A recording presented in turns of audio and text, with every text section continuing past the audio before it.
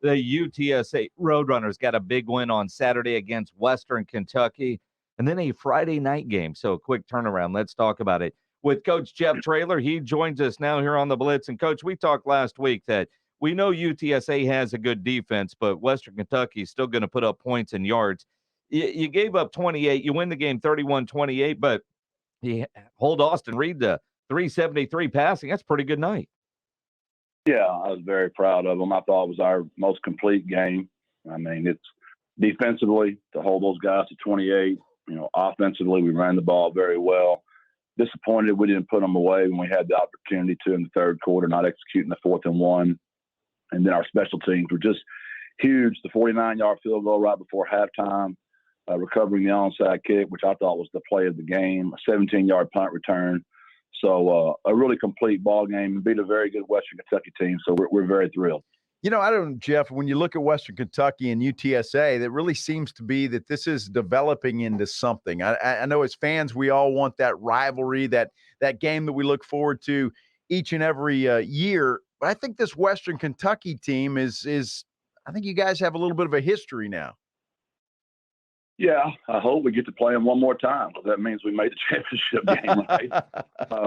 That's going to go away because we're going to AAC next year, and they're not a part of that. So that's unfortunate. And obviously, as long as schedules are set out there 10 years in advance, it doesn't look like we'll be playing them for a while, unless it'd be a championship game or possibly a bowl. But tons of respect for Coach Helton and what he's done. He's lost coordinators, he's lost quarterbacks, and they just still keep scoring points and playing really good football. He's done a fantastic job there. Although I might not want to see Western Kentucky in that Conference USA championship game, but that's just me. You look at the game, and I think about what we talked about a week ago, and obviously Frank Harris is just continuing to play at an extremely high level, but against Western Kentucky, the commitment to the run game to keep that offense off the field, 45 carries, 213 total yards, bunch of guys carrying the football. Obviously, that was the plan going in, and your guys executed it well. Yeah, a lot of that was dictated by the way they played us as well. It's the first team that's kind of played drop 8, double cloud, or cloud to one side, and cover 3 to the other side, whatever it might be. They were going to take away our big play. So, a lot of our offense is predicated on what the defense gives us. We just had to get to a point where we felt like we could execute that. And for the first time all year, we rushed for over 200 yards, and both backs executed at a very high rate. Really proud of Traylor and B. Brady. Just guys that just, Trey's getting kind of healthy. His ankle's still bothering him, but B. Brady's been a workhorse, forever here. Well, and it's good to see him having some success. That's for sure. Coach, I want to talk, and I know that you I know you call it big boy football. You like to run the football. I get that. But my goodness, those 3 wide receivers that you have are just something else. And they are a lot of fun to watch. Yeah, and I would, I hope people watch how they love each other and how they're so happy for each other. They don't complain about somebody getting it more than the other. We've done a really good job, spreading that ball out pretty equally. But like on the last play of the game, to win the game, that call looks great because of the play Josh Cephas made.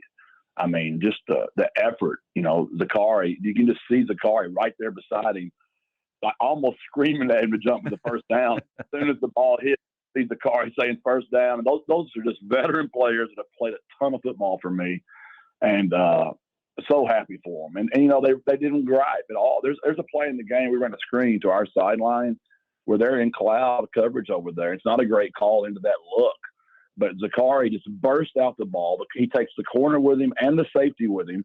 We run the screen for 9 yards right behind him because he's just unselfish. And a lot of times those receivers, when they see drop 8 and double cloud, they go in a funk because they're not getting the ball. And none of those 3 kids did that. And they each made plays to help us win the ball game.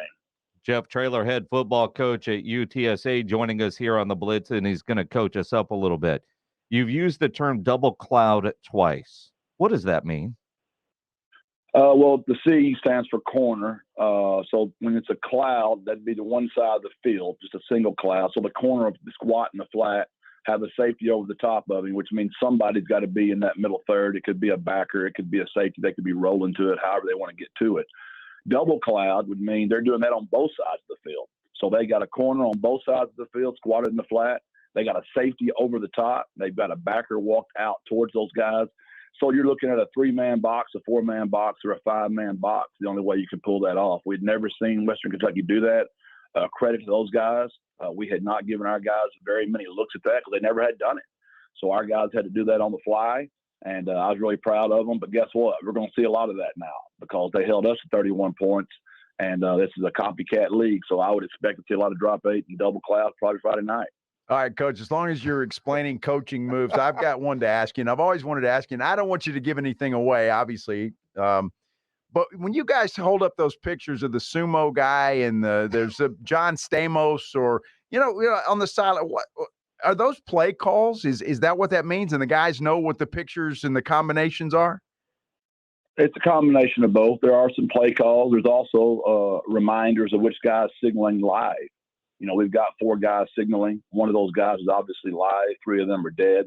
Not dead, literally. Like dummy calls. Yes. I don't want anybody getting upset here.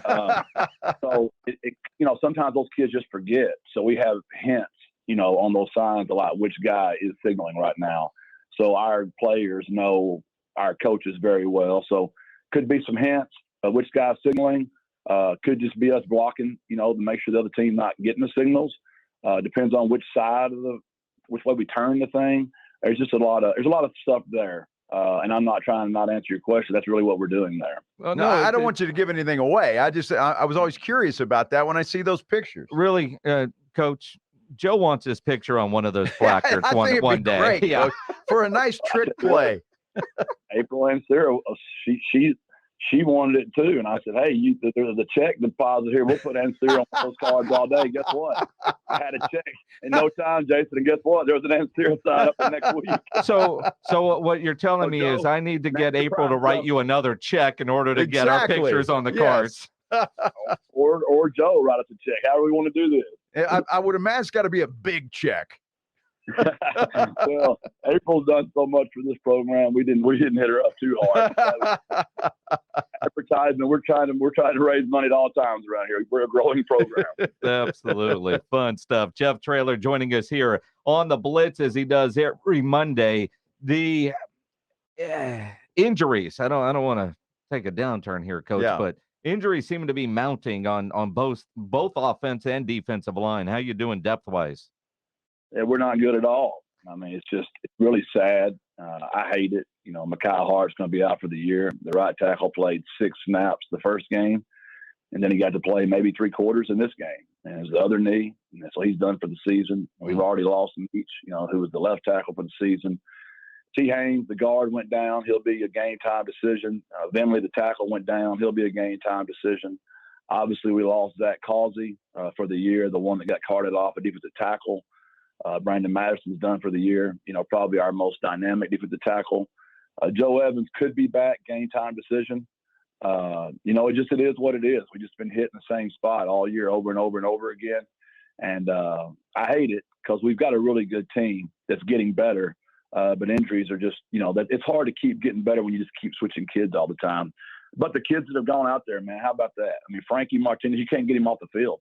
Frankie goes to the right tackle, to the left tackle, back to right tackle. Walker Betty was the defensive lineman who went out there. He's right. When we went for it on our own 29-yard line on 4th down, which I'm sure Jason just loved that. Walker Betty was the one that we ran behind.